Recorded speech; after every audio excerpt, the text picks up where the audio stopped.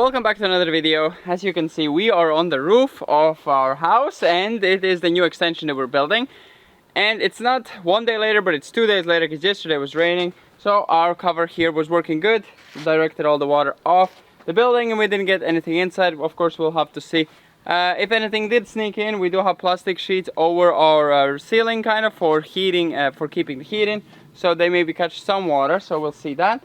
So now we're going to take the tiles off, we're going to measure out the windows, and we're going to put some more braces underneath, because we want to make sure it's quite strong before we put the roof on, because the roof is quite heavy, so it will add up quite a bitty.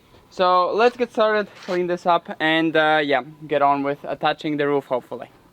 And again, we have company up there.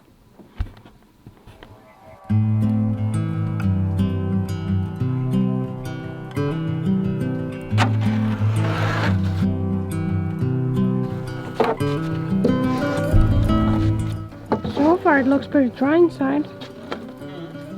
There's some, and there's another puddle there.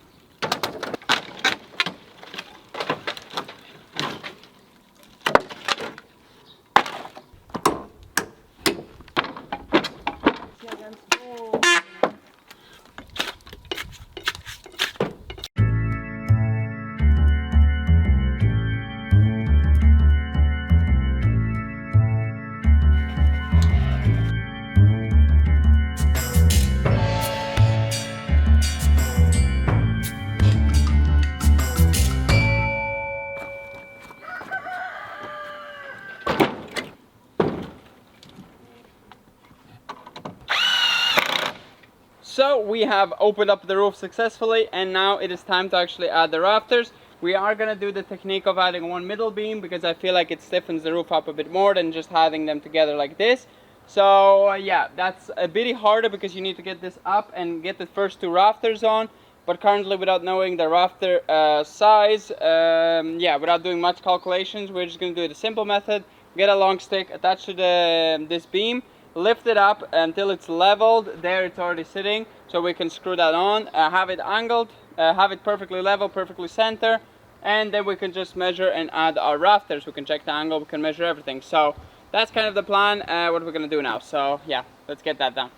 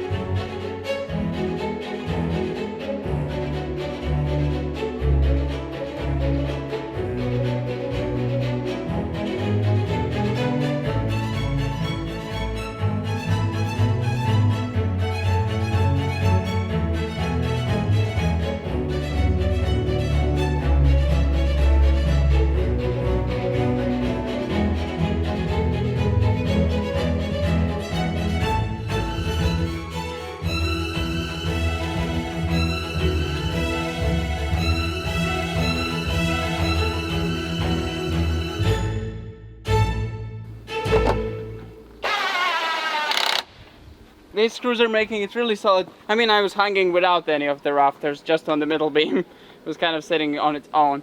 But I think this is going to be able to handle the weight no problem.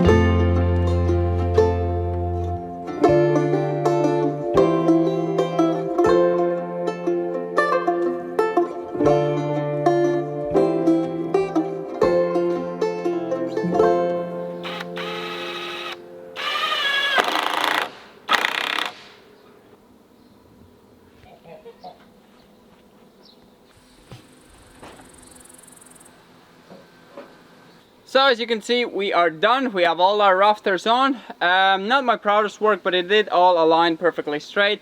We did get it to be exactly perfect, but the chainsaw is just such a rough tool. You cannot get really precision cuts. But this is a budget build. It is all on a budget, but really durable still. We're trying to put all the effort in it.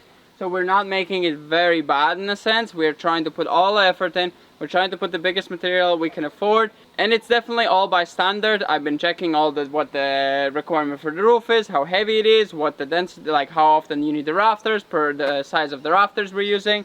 And our length of the rafters is extremely short, so in theory the gaps we have done, they're perfectly enough. You could do them even bigger. And I have seen gaps like this on a skinnier wood and being 4 meters long, so and holding the same exact roof tiles. So we can definitely say that this will hold the roof and the snow, no problem. The ends, those were extremely difficult because you have to have both upwards angle and sideways angle, so it's really hard to find exactly the angle you need. I kind of got it there, but it was really still difficult to attach it. It's also hanging right over, and it's really hard to get to really attach it correctly. And yeah, so one of them is a bit more out and one of them is a bit more in, so it kind of creates a bit of illusion that they're sideways, but it does create a flat plane on the very top for the roof. In theory, they'll get hidden under the plasterboard, so you're not going to see them visually from inside or from outside. So as long as it's all straight flat plane and they're secured to the beams, they'll be all perfectly fine. And we have used up all the wood we had. We have some small little cutaways left. We still have to put a lot of framing in between here. I do want to put the wood we have left, I will put it all in the framing here to just try to make it secure before we put the roof on, because the roof is heavy. I'm pretty sure it can hold it as it is, but rather just take some extra steps and add some extra wood. And yeah, we need to get more wood, of course. Overall, we still have a lot to do. We are around the windows, around the doors, all of that still needs framing, so there's going to be a lot more framing. Don't think that this is the final framing. That is not it. It's going to be a lot more, and of course the siding is going to do a large amount of holding. The siding will be just extremely durable all around. It's going to be proper wood siding, nothing weak material, so it's going to hold it really good. And we're not going to do, it's common to celebrate whenever you have the roof on, to celebrate and put a crown on there and have a full celebration. We're not going to do that, but Despera's mom, she did make some cake, so we're going to eat some cake tonight. So in celebration of kind of this whole build in theory, we have done this in 3 days. I think it's 3 days. Bottom floor is a day, maybe the floor was a day. 4 days. 4 days. 4 days so far, not counting the concrete work, so that will be 6 days. So I think we're pretty quick in a sense. My mind works pretty fast and I can figure these things out and get it up really quickly. I just kind of need to sit down time and think and exactly find it how to do it. But yeah, that's pretty much it. Hope you enjoyed, and we're gonna see you next time whenever we're putting the actual roof tiles on. Hopefully tomorrow, because it says early rain in the morning, so might be the first thing we do tomorrow morning. So yeah, bye bye. I can't wait to have the upstairs floors done and the view. Yeah. Ooh, love it. We just need a lot more roof tiles and then we can finish it up. Oh, so nice.